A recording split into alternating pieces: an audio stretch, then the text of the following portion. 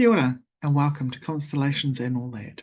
I'm your host, Tracy Cartwright, and together we will be exploring the world of family constellations with facilitators and clients from around the world, looking at different perspectives and experiences in the work, having a cup of tea and just chatting with some friends around their experiences in constellations.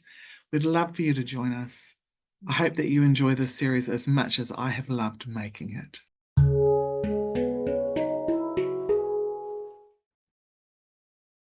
Kia ora everyone, welcome to Constellations and All That.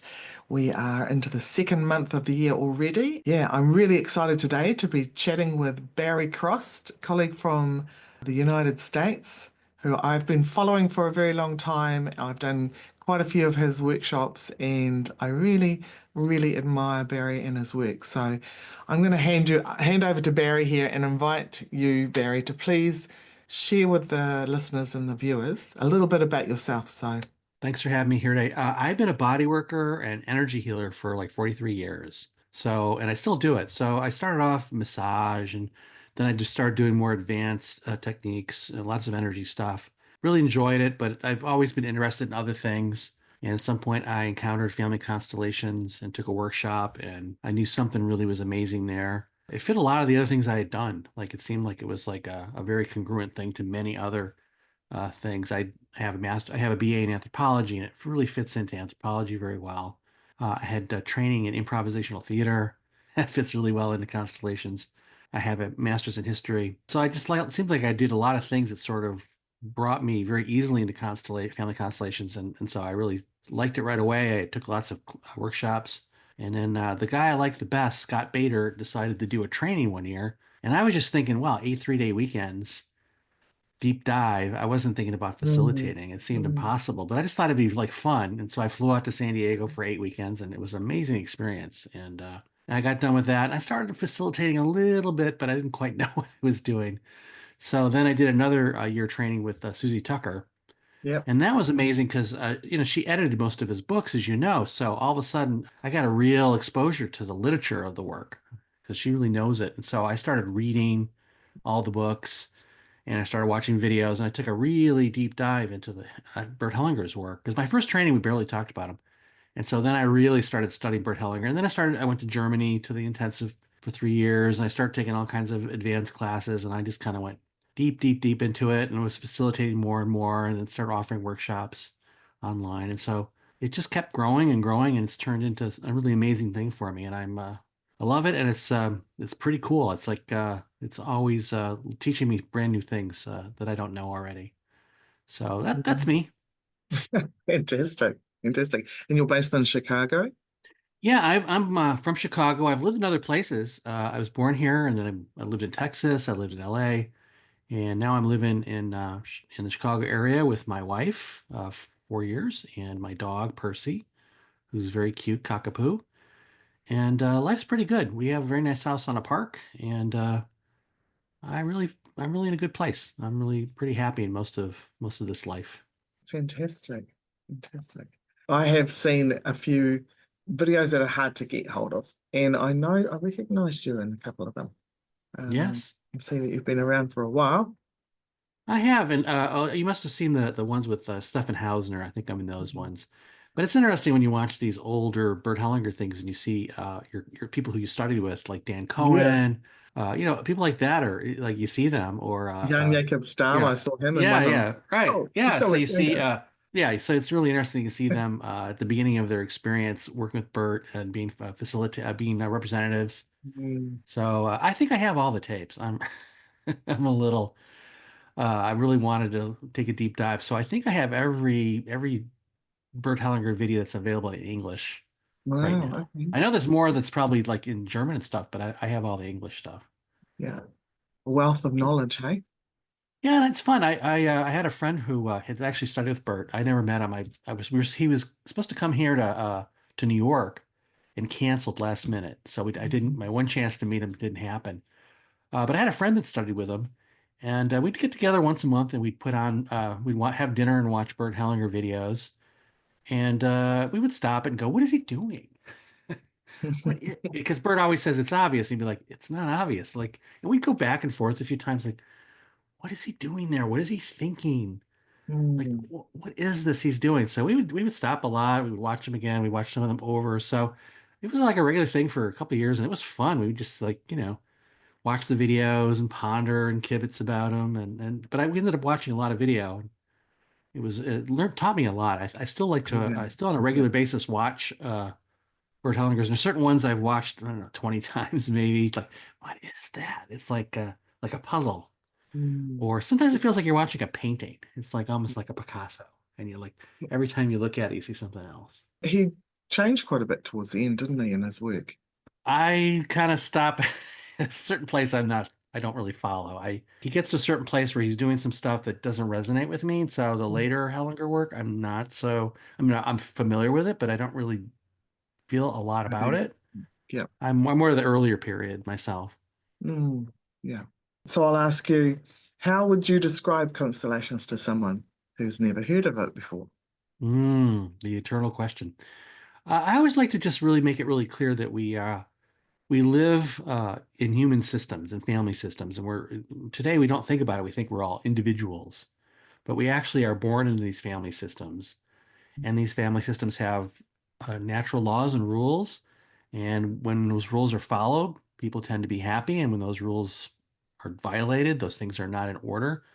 It causes all kinds of pain and suffering over generations. So I usually talk about as exploration of the way we are living in family systems, and it's a systemic understanding of the work. And we can go back many, many, many generations and see how things that were unresolved continue to cause suffering, physical and mental. In my bodywork practice, I can feel constellation, dynamics in the tissue. So a shoulder might be frozen, and it won't. I do my great techniques, and it won't release. But then I say, "Dear grandfather, you have a place in my heart," and they say it, and the shoulder releases. Isn't So that there's a way amazing? that, yeah, it feels to me like all the constellation dynamics are actually in our tissues. We actually are Mm, holding them in there. And it's yeah. like so I think that I mostly tell people that it's just this way we experience ourselves in systems. And there's a lot of problems these days with that. And we just can explore how we are in a system. And there are ways we can make some repairs so that we're in the system differently, maybe even repair the system a little bit. So Mhm. that's my current, not all neat, and it's not an elevator speech, but that's mostly how I've been talking about it. Yeah. I think, a lot of us in society today are programmed or we believe that we don't belong to certain systems, right? Or if there's disconnection within our family or the early trauma and stuff like that. So for some people, the idea of belonging in a family system is just quite foreign, isn't it?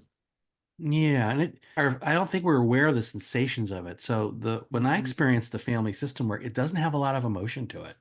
It's more like instincts that we have. So it feels like people when they think of their families, they get caught up in all the emotions there, but we're at like a different level that isn't that emotional. It's more a feeling of if I stand here, I feel good, and if I stand here, I don't feel good. Yeah.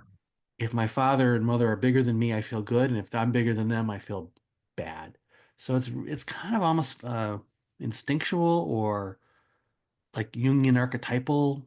So that's how I describe it, and I try to make it really make it clear that it's kind of a neutral experience. It doesn't have to be deeply painful. That we can work with trauma at this level and have it be less daunting to get into it.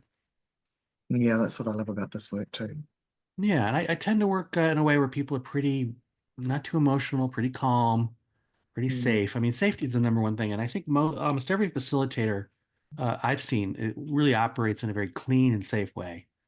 I think it's very clean work, and it's pretty just the whole structure of it's pretty safe the way we do it. I really pretty impressed with how most people are just really follow a very good and healthy way of working with people.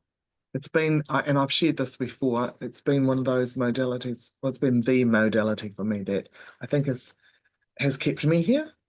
Like just because once I started unpacking my trauma, there was so much of it.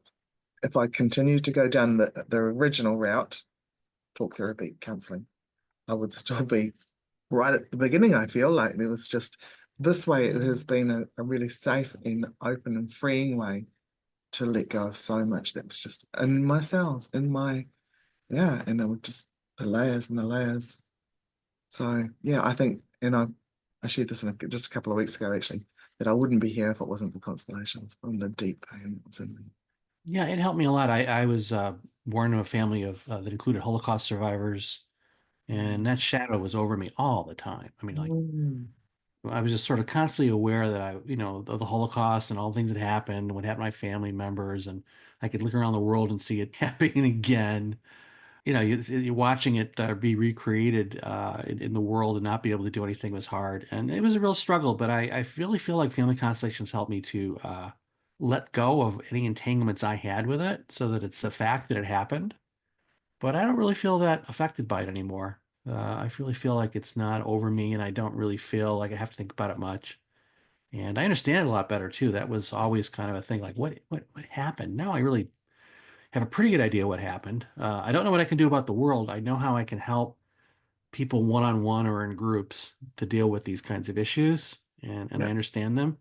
In the world, I don't know what to do about that, but and that helps too, that I just understand why I got to where I was going and also saw where I could go next.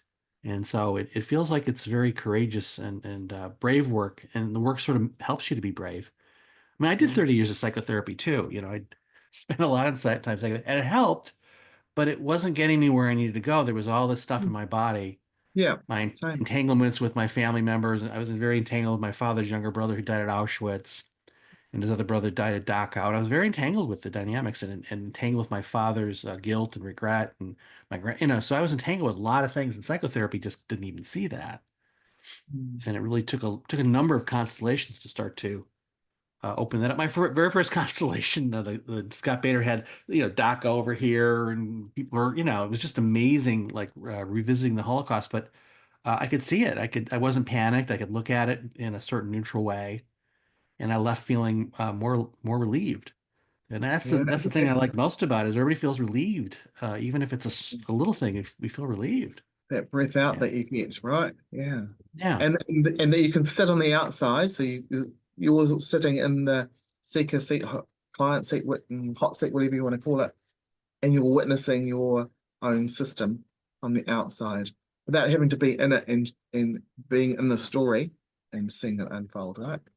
yeah. I mean, other cultures have dealt with the trials and tribulations of life by using ritual. So there's everyday time and space, and then we go into ritual space where it's open, it's more expansive, things can heal, relationships are different, and it would be a really restructuring, resetting of the nervous system, and then we move back into normal space and time, and we sort of lost that for the most part. So, in a certain sense, Constellations takes us out of that normal place we're with the trauma and puts us into a safer, more neutral, maybe more abstract place where we Hmm. can look at it outside of ourselves, see it happening there, not inside here, and just the setup already starts to help. Like I like the old school thing where the client walks everybody around and places them with their hands. For some years I stopped doing that, but I brought it back. Gives them a certain kind of power and agency. They get to set up their family the way they feel it, and that already starts to get them feeling, okay, I have some power here. Maybe I didn't think I had. Now they sit down and watch it happen from some distance. Hmm. So I think it does. It's a wonderful thing, I think, for trauma. Do you do the little ritual at the end where you do the releasing? Because some facilitators do and some don't. I Like, don't make I just sort of have people just step out. I like to actually remind people that it's a natural gift to merge. We all know it. The problem is we're merging with things we should be merging with. So yeah, merging is a skill, but there's also skill in unmerging. yeah, So it's just like I really encourage people to just step back and give it back. And so I do it softly. I mean, I do have a way of doing it. And it's been really rare that anybody's had a problem stepping out. It happens once in a very seldom mm, time. So I like this idea to make it like we step in, we step out. yeah, It's not a big deal. It's easy. We can do yeah. it. I'm The same thing on the same page as you with that. Occasionally, I'll have to, there's someone that's feeling really stuck. Some facilitators would say that I know would say, "Oh, there's a gift in that," and we could acknowledge that. And then yeah. sometimes the client really, or the person the representative really needs to be able to move from this at this moment in time so that they can settle back into their space. Mm. I don't like this idea that somehow there's something kind of like we're stepping into something wrong, or there's bad energy, or it's negative, or it's, we kids we used to call it cooties. This is a hard role. This is, it's a gift. We step in, it's easy. We step out. There's nothing poisonous or wrong with it. There's nothing we have to like, shake our Mm. hands. Just gently step out, gently step in. So I like the idea that we honor what we experience by not making a big deal of what it was. Like, oh no. So I like the softness of it. Just to also, and I don't really discourage people from going, oh my God, you had to. Sorry, you all had to be in this. Shh, don't say that. Just it's a gift. It's a service. It's lovely. I remember one time I was in a constellation and I got to Bertolt Ulsheimer was doing it, and I was set up as a rapist. And I thought it'd be really interesting to do these. I like doing the roles that are scary or unknown because I figure I'll learn something, and I did learn a whole lot. And I got done, and I just stepped out, and I was just sort of energized by the experience. It was so strange and wonderful, and I could actually step out of it. So I'm having a Danish and having some coffee, and people are like a little concerned about me, like, "Are you okay?" And like, yeah, have my coffee, my Danish. I am okay. It's easy to do this, and it's easy to step out. It's all right. I'm really okay. It Yeah, felt it's like quite a it limit. felt like it felt like a gift to be able to do it. Yeah, yeah, yeah. To have that experience, right? To stand in the shoes of a perpetrator. Yeah, Yeah, I learned a we all lot. have It them was in our not. family system. Oh, I have a minute, but it was not. It was also was never what you really expect. It was like, wow, that's really different. And I didn't have a sense of like this person's like, oh, poor you, but it's just like, well, this is really interesting. Why you do this? I could feel from the inside that this inside out quality is really interesting. Mm. So that was one of my favorite constellations. And I ran to Berchtold in a parking lot, and he was, you were really good. And I was like, oh, yay, thank you. But so I like to make it the representing very, it's almost like play in a certain way too. Kids all know sort of how to blend and imagine. So I like a playfulness to it if I can get there with it. Mm. Speaking of kids, so how old would be what would be the age range that you would work with? I've worked with one-on-one, I've worked with kids as young as 5. But I can work with 16, 17, 18 year olds now is pretty frequent. Like high school age, I work with a lot. Occasionally I'll work with kids younger, but they'll do like a short thing, like a meditation. I've worked with some 10-year olds. But it seems like I work with a number, it's not unusual for me to work with somebody in the 16 to 18 range, but not a whole lot younger, but Mm. occasionally. And I have some foam, colorful figures if I need to work with kids. I would like to do it more. It's just it hasn't really happened as much. Mm. Yeah, I'm often asked that question too. Do you work with kids? Hmm. Um, yeah, I do occasionally when the call needs it. I know that you work a lot with the mental health realms. For example, bipolar, schizophrenia. Can you share a little bit about that with the listeners? Well, got a little bit in my family, so I encountered it firsthand. Mm. So Bert Hellinger has a lovely video called "Families in Turmoil."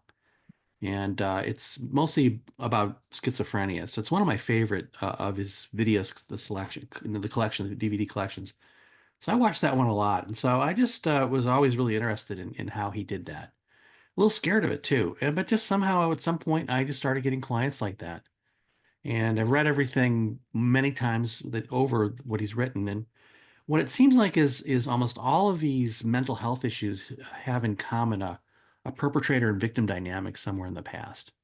There's usually some older perpetrator victim dynamic, and the mental illness is in some ways a way of dealing with that entanglement. And a lot of times the client is in some ways a bridge between the two elements. Like they're standing between perpetrator and victim trying to help with the reconciliation that's not happening. So they're somehow often really stuck between those dynamics. And different conditions have different perpetrator and victim origins. Like with schizophrenia, Bert said it's usually a murder between family members. So wife kills her husband, husband kills his wife. There's something about schizophrenia where it's a very in the family murder, and then it often is concealed. So there's the perpetrator, the victim, and the concealment. And it seems like Yeah. the people who are really exhibiting schizophrenia the most are holding that whole thing they're holding the paradox of that within themselves. So they have all three of those elements within them. And Mm. it's like they're sacrificing for the whole family in a certain way. Because Bert says, and I agree with this, the whole family's schizophrenic, not just one person. So schizophrenia is the family. And then what happens, of course, is people who are schizophrenic marry people who are bipolar, and they get quite layered. And bipolar seems to be someone from outside our system perpetrating on one of our ancestors, or one of our ancestors perpetrating somebody on another system. So it seems like a dynamic between two systems. And I've had a lot of clients where one of the siblings identified with the perpetrator, and another sibling identifies with the victims. So you see a lot of, and within the bipolar person, they're holding both those things. So there's the sort of manic perpetrator energy, and then there's the low end depressive victim energy. So, and that feels like wars and massacres. It seems like a big level of challenge there with that one. So those are two. All the other different mental health things have some different kind of victim perpetrator dynamic. I've started calling them paradoxical entanglements, Wow. as opposed to like a loyal entanglement where I'm just loyal to mom. I'll do it for you, mom. This is like holding perpetrator victim dynamics at the same time, and concealment. Slightly different scenarios, but it seems like that is behind most of these things. And then it goes down over many generations. Usually by the time I've seen somebody who's schizophrenic, it's more than 10 generations. And what happens is there might be different places in the system where it's getting repeated, but it feels like the original dynamic is pretty far back, usually, I think. At least that's my feeling. I was lucky enough to be in one of your workshops. Oh, I've actually been into quite a few of them, but there was one workshop I came in just for curiously about schizophrenia because I have a cousin who's schizophrenic and I have a nephew who exhibits those traits, but he's never been diagnosed with it. And you were sharing about the background of it, bits and pieces. And then you asked if someone would like to do a constellation. And my hand went up. It's the second time and thing that my hand has a mind of its own. It did its, and I got quite a fright when I realized my hand was up. We did a piece of work around it, and it was Yeah. quite phenomenal because you know how you shared about the family system being schizophrenic. So in mine, my cousin was 13 years older than me, and I've always known her as she is, and the rest of the family had been, sort of growing up and seen the changes in her. But for me, I've always known her as she is because it turned for her when she was about 13. Things got really, Mhm. really intense. So for me, I've always been quite close, and it's never been any different. And then in the constellation, I could feel myself actually being very compassionate, Mhm. empathic, whatever you want to say, to the perpetrator. And I remember thinking to myself, oh, like, what does that mean? Like, I was going through a few things in my head at the time. And well, shouldn't I be more empathic, like more empathy for the victim, knowing my own history and having the experiences that I'd had. And I just couldn't even see the victim. All I could see was the perpetrator. And it wasn't until the concealment was acknowledged, those who concealed it, I took a breath out and I could then see the victim and it kind of came together. So I was just absolutely fascinated about how we hold space for those and for the unseen. And in my family system, there's been quite a shift. I've noticed my cousin is much more talkative, whereas she would Mhm.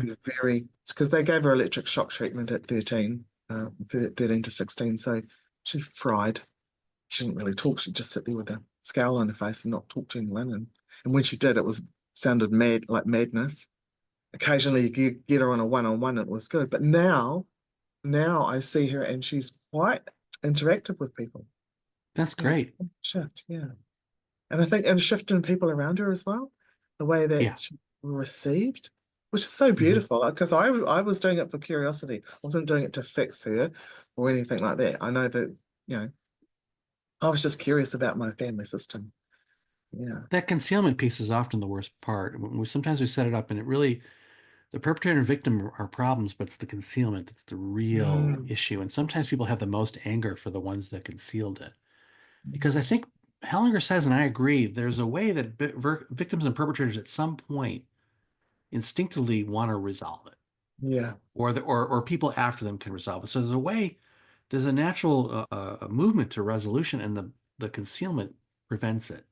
So the shame about the victim prevents it. We hide that one. It's easier sometimes to see the perpetrator because it's all right to be angry at that one or hate that Mm. one.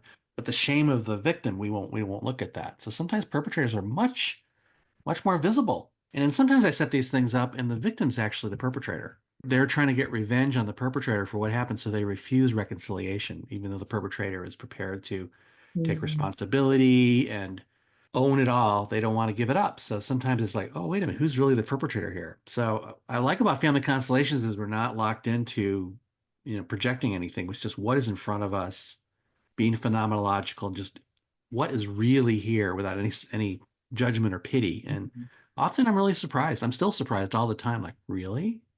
Yeah. Okay. And I think surprise is one of the key things about the work. And I look forward to that surprise every time. It's like, wow, I never saw that before. Just in this last week, I saw several things I've never seen before. It's like so interesting. Really? And a lot of times it is with perpetrators. It's a lot more variety in how perpetrators show up and how we resolve perpetrator dynamics. It's not always just a one note thing. It ends up being quite interesting if you're open to options. A lot of times the perpetrators are quite willing to become guardians of life as sort of a Um, restitution for what they've done. yeah. So they sometimes are. It's like the criminal who's understands the pain of it ends up sometimes being the most empathic. Uh, Yeah. Yeah. Dan Cohen has a whole book about working with prisoners in prisons, and how some of these people he were doing constellations. Some of them had been killed, and they had terrible experiences. But somewhere in there, some of them found a healing and a level of compassion for human suffering that only they could have. Only someone who had killed in that way could feel at some point that level of compassion and that certain quality No. of compassion. Yeah. So you have to be open to all of it. And I like that. And I do remember your constellation, by the way. That Mhm. stood out. Yeah. And it also made me realize because there was some incidences with myself and my oldest brother, and he used to threaten to kill me. He used to threaten to slice me up quite regularly. And it kind of made sense through that constellation. Obviously, he never did it, but there was an energy in our system, and it was the perpetrator-victim dynamics, right? Mm. And it's in our bodies. So sometimes we're holding more victim, more perpetrators. In the case of the schizophrenic person, they're holding it all. And Mm. part of what I've gotten from what Hellinger has written and what I have seen is that there's a level where it's important that we respect the sacrifice they're making. It's kind of a scapegoat Yeah. that they hold all that energy so the rest of us can live. Now, sometimes we're not living that wonderful, but it's almost like I'll take it. I do it for all of you is almost the sentence they're saying. Sometimes That's they came into the world and they say, I will do it for all of you. And so life goes on and they hold it all. And then unfortunately, we give them electric shock therapy. We try mm. to see what we can do to make them normal. But other societies have realized that maybe you just sort of have to respect and even honor who they are, how they're holding a certain energy. And no one should have to do it. But if they are going to do it, let's honor them for that. Thank you for Mm. we talk about here in the US a lot. Thank you for your service for soldiers and warriors. But that's a lot of the mental health folks they're doing it for the family. So, I like to honor us. Like, thank you for doing this terrible fate. Is there a way for us to change it? Yes, but thank you for doing it at least instead of demonizing them and scapegoating them. I think Mm. it just makes it worse if or we don't look at them, right? It's too shameful even to see them. We look away. And Mm. family constellation work allows us to really look and be surprised by what's really there and have a relationship with it rather than a story or some objective thing. So, I mean, we're always in constellations having to really feel and really connect with whatever it is. And it's almost never the story or the myth. Yes. Yes. When people come to me and they've got a really big story that they want to share and they want that changed or they want that looked at or whatever, it's like, Yeah. let's see what's behind that. And that's, yeah, so surprising, isn't it? What comes Yeah. through. Yeah. Hellinger he doesn't let people say a whole lot. And in my group workshops now, online, I let people say a little bit more because we're not in the same room. But in my live workshops, I don't let people say a whole lot. I want to hear, just give me the issue. Let's not go into the story. And Mm, usually, if I'm really paying attention, within a sentence or two, I can already really see the issue and almost I see the solution. It's pretty fast, but only if they're really concise. If they start talking and I start to get a little lost, it's like, please yeah. stop. I'm getting confused myself now. You realize 10 minutes has gone by and you've Yeah, totally. yeah. So I try to avoid this. You can't always avoid it, but I do try to keep it. What's the issue? Just because it feels like it's easier to get the insight if it's not so complicated. Mm, yeah. And but people don't often, they think, oh, this is like counseling. I have to tell you everything, but it's Well, not. also, most of my clients are really smart and they use their smart brains to get to get to the chair. So they use their intellect to make stories, to Mm, rationalize. It's what got them there, but now it's in the way. And we can't just discount it, but just like, can't we just move that over here for now? Well, when we need that, it'll be there. It'll come back. But for now, can we just move the brain over there and let the heart actually have this experience? So I always really appreciate sometimes the brilliance and creativity of how people think their way through these traumas, but yeah. it usually prevents them from getting well. Have you got any examples that you would like to share, maybe of your own or some of the clients that stands out that you feel comfortable in sharing without divulging Hmm. any private? Let me think. Well, here's a story that this one comes up into my head, so I'll go ahead. I had a client who had systemic candida. And it was like through her whole body. So she was constantly going to doctor after doctor after doctor, trying to fight this candida that she had. And it was a real problem for her. It was like there was lots of fungus in her body and lots of inflammation, and it was really uncomfortable for her. And she had this whole theory about it. It was this and her mother and her father. She came in there, and so we just set up the Candida. Just we'll set up Candida and you. And the Candida was friendly and helpful and just like wanted to help, was not an enemy at all. It seemed very benign and if not loving.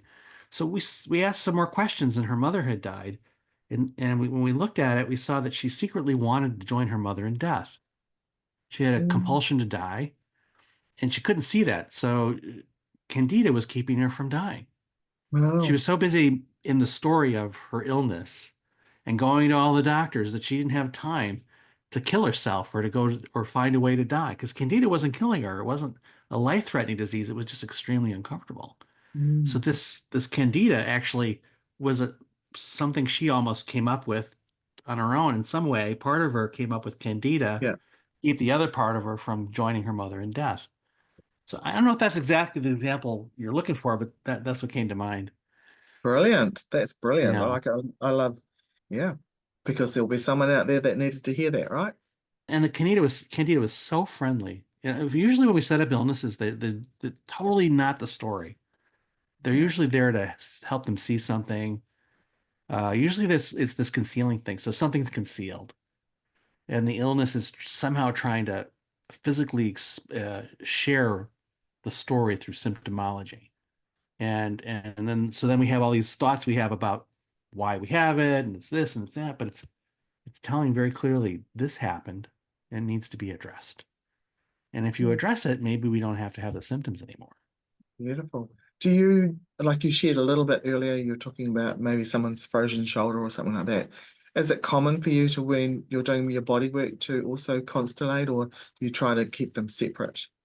I did at the beginning just because I was a little afraid of not knowing what I was doing. But these days, I would say 60 or 70% of my sessions, I'll bring in a small Mm, little moment, like maybe a 10-minute thing, a 5-minute thing, or we'll do something in the chair before we start. It's becoming hard not to. yeah.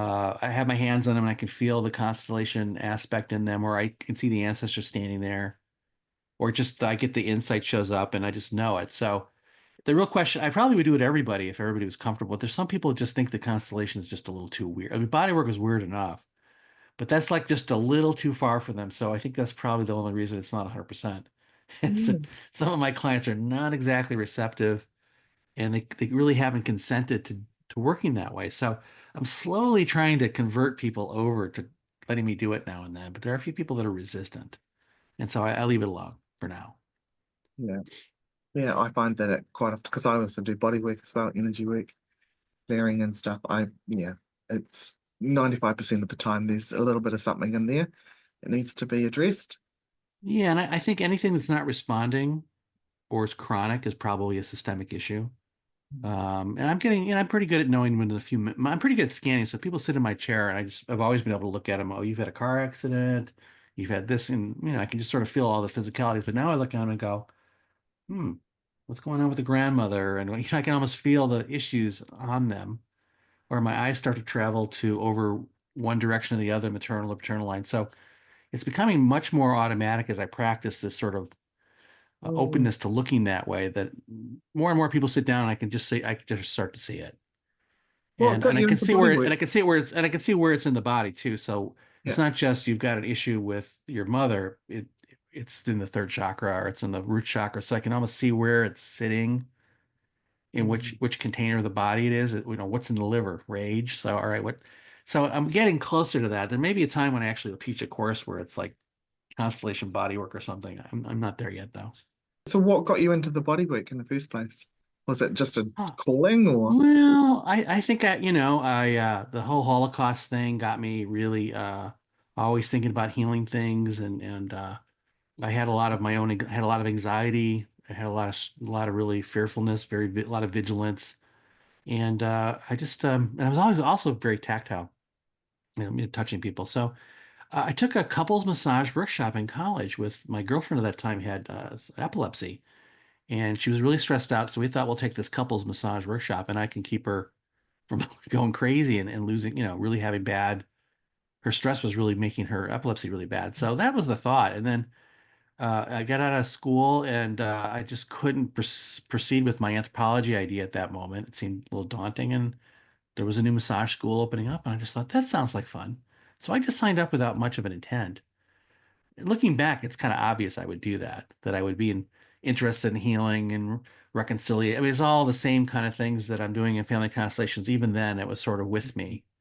Yeah. We're not articulated very well, but so I really liked the massage, and then I did the program. It was very fun, and then happened to get a job on the weekend, and it just sort of happened without much intention. And then I started learning more and more things, and taking lots and lots of workshops. And my hands got tired, so I had to move to some softer ways of working. But I found it really intriguing and limiting. There was always like something missing. Like this is good, but Yeah. something's not missing. So I was always looking for the next thing. Oh, I need the lymphatic work now, and I need so when I saw the constellation work, I didn't get how it would fit in, but it really does. It really does. It adds a whole dimension that my body work does. And also, I think my body work really helps me with my constellations. I think the way I can feel the energy, I'm sure you can feel too, the way we feel the energy.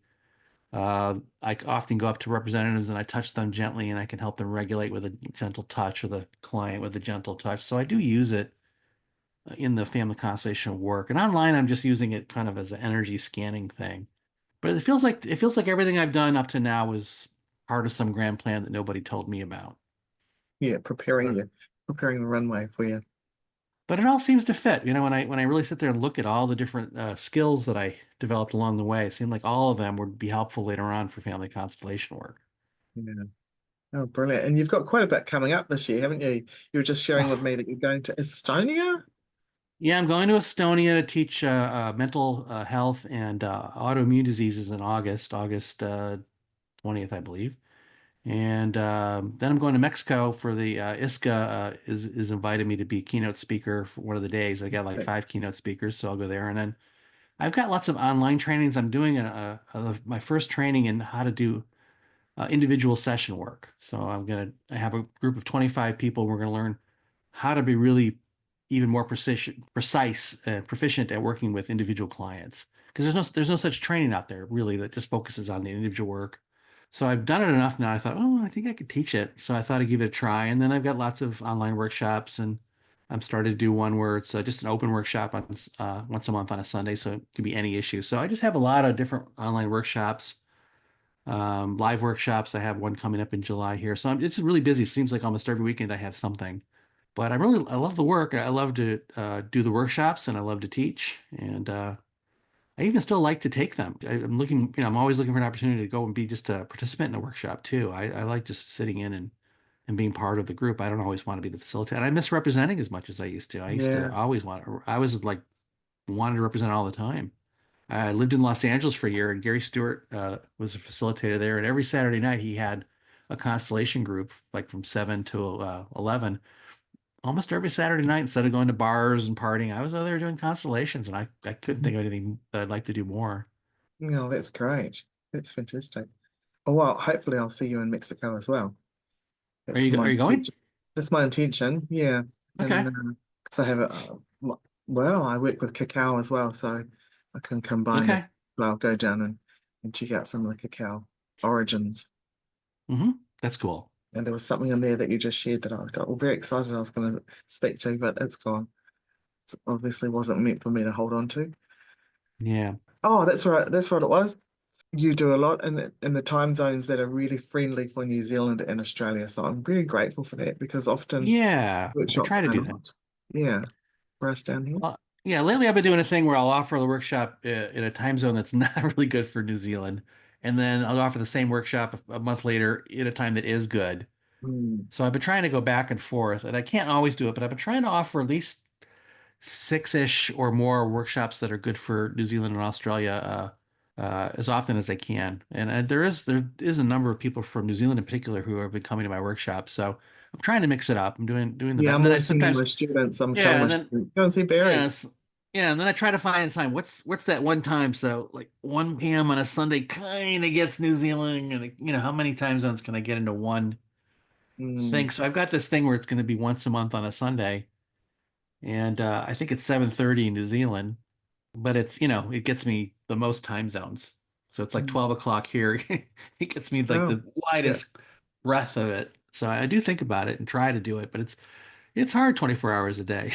it is. Yeah, it is. Absolutely. How does so if you work most weekends, when do you get time for your wife? Well, I don't work every weekend. I don't work every Sunday. I work a lot of weekends. I try to, usually if I do a workshop, it's in the like the morning, and then we have the afternoon with my wife. So we do make time for each other, and we both work at home a lot.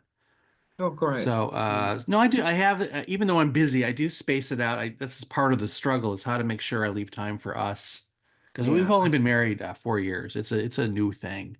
Yeah. And So I and we think as a facilitator or anyone that does that, it's kind of, workshops, it's always weekends, isn't it? Usually. And that's part of the makeup of the work. So it's finding the balance that your own family life when you're doing this work for families, as well as for and yourself, yeah. obviously. It's finding that balance. Well, I sit down with like the calendar for the year. And it's kind of like a puzzle. And so this year I've got a lot of them where there's 2 weekends every month that are packed, and then there's a weekend or two that are maybe none Mm. or a few. So like this weekend come up, I have like three things, and then the weekend after that I have like three things. So I'm just kind of trying to navigate through the schedule, and then of course there's the different time zones. So when I have to do the schedule, it's quite a thing. It is. I've just done mine too, and I had a little bit of quite a bit of resistance actually. Just in finalizing a couple of things, it's kind of like, once you put it on there and you set your thing, it's like there, and then what is this? What if something else comes up? Just set your, Well, then the problem is halfway through the year I get a new idea. yeah. And it's like, oh, I want to do that, So I have this year left a few spots in case a new thing shows up. So I Mm. don't have the whole year programmed, and I can't do something that's just really exciting and brand new.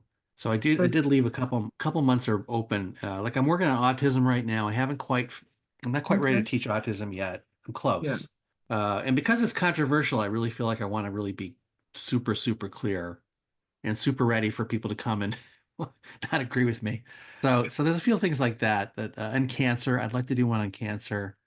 Yeah. And so I'm waiting to see if they'll happen this year. And I do have some spaces for that. And then things just show up on their own. The work is amazing for just showing up in all kinds of ways that are unexpected. If you Mm. told me a few years ago I'd be doing family constellations for schizophrenia and bipolar and all those things, I wouldn't have, I was like, really? That seems too daunting. I don't think I could do that. Oh, I love it So, because you're really informative as well. I always learn a lot, and I know I've done the schizophrenia one a couple of times with you. well, I got trained to be a teacher at one point, so it sneaks in. I got trained to be a high school teacher, and when I was a kid, I always thought I'd be teaching college. That was my fantasy. Yeah. So, and I've been teaching massage and bodywork since 1990. So I've been teaching a lot, mostly to adults for a long time. So I like the curriculum planning and gathering information and getting ready. And so I like to be thorough like that. And then we go off and do something mysterious. And it's easier to be mysterious. I feel like I have a nice foundation, then we can really step into the unknown. We're really tethered into some kind of reality. Do you have any questions for me? Like, let's turn this one around. Do you have any questions? How is this new organization you guys are putting together there working out? Ansky, Ansky, Aotearoa New yeah. Zealand Constellation Yeah. Incorporated. Really good because it's our intention is about community. It's about Hmm. opening and bringing awareness for constellations in Aotearoa and showing or bringing together because it's very similar and it works really well. It melds really well with the Māori worldview of how Hmm. their their tikanga, so their practices as well. Yeah, it's going really well is the short answer to your question. And we're learning lots on the way, and we have a great support, and the community is growing. Yeah. That's So, great. I was very involved with conferences here in North America for many years. So I know all about, I helped create something called NASC, which I don't know what's going on with it right now, but so I've been involved with a lot of stuff. I know how challenging it is, but when it works, it's yeah, great. yeah, we've And got a it's and great it's team, often yeah, great team it's that's always come together. Yeah. that's good. It looks like it. I've been watching it. I've been reading everything about it, seeing whatever you have online. So it looks really interesting. So I'm glad to hear it's on its way. Yeah, and we were talking last night actually because we meet every Monday and we have done we since this was birthed. The idea of it was birthed quite a while ago, really. Probably so last year was our first one. So nearly 2 years Hmm. since the conception. Well, no, not the conception because it had been out there for me for a really long time, but the Yeah, bringing together, the whole actual birthing of it, and we volunteer. We all come together. It's all done in our own time, and yeah, there's a lot of dedication and a lot of love because we want this work to grow. We want it to be really have a really strong foundation. Mm. that's great. We need it. Yeah, World needs yeah, it. the world needs it, right?